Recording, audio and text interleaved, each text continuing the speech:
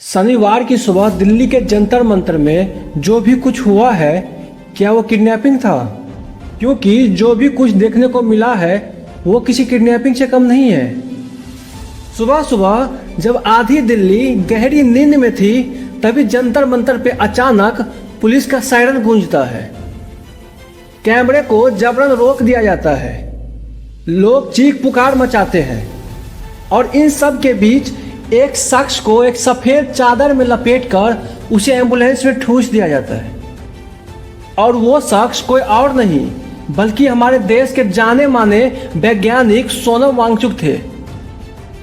हमारे देश में सफेद चादर अक्सर दो ही मौके पर उड़ाई जाती है, एक तभी जब किसी का मौत हो जाता है और दूसरा तब जब सिस्टम चाह ले कि यह जिंदा आदमी दोबारा किसी को दिखना नहीं चाहिए।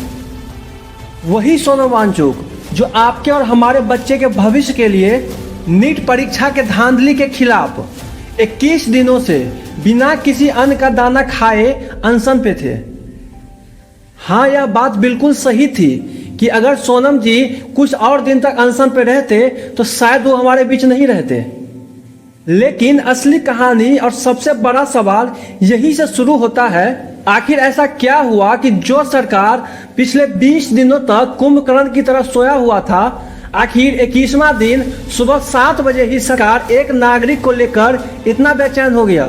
लेकिन सच तो यह था कि जब यह आंदोलन की गूंज विदेशी मीडिया तक पहुंची, जब बड़े बड़े सितारे उस मंच की तरफ बढ़ने लगे, यहाँ फिक्र सोनम वांगचुक की नहीं थी। यहाँ इस सरकार को फिक्र थी अपनी बदनामी का, और बस इसी बदनामी से बचने के लिए उन्होंने सोनम वांगचुक को सुबह सुबह किडनैप करवा लिया। वैसे तो उन्होंने सोनम वांगचुक को अस्पताल भेजा, लेकिन जो तरीका था अस्पताल भेजने का वो किसी किडनैपिंग से कम नहीं था। और इस तरह आने वाले पीढ़ी का भविष्य हमेशा के लिए अंधेरे में चला जाएगा। और फिर वही बच्चे हमसे कल सवाल पूछेगा कि पापा, जब नेता लोग हमारे देश को खा रहा था, लूट रहा था, तब आप क्या कर रहे थे? आपने हमारे देश को बचाने के लिए क्यों कुछ नहीं किया? और उस वक्त हमारे पास कोई जवाब नहीं होगा। यह वीडियो को इतना शेयर कीजिए ताकि हर जनता के पास यह वीडियो पहुंचे और हर जनता जागरूक हो अपने बच्चे के भविष्य के लिए, अपना हक के लिए, क्योंकि यह सरकार हमारी नौकर है, हमारी मालिक नहीं।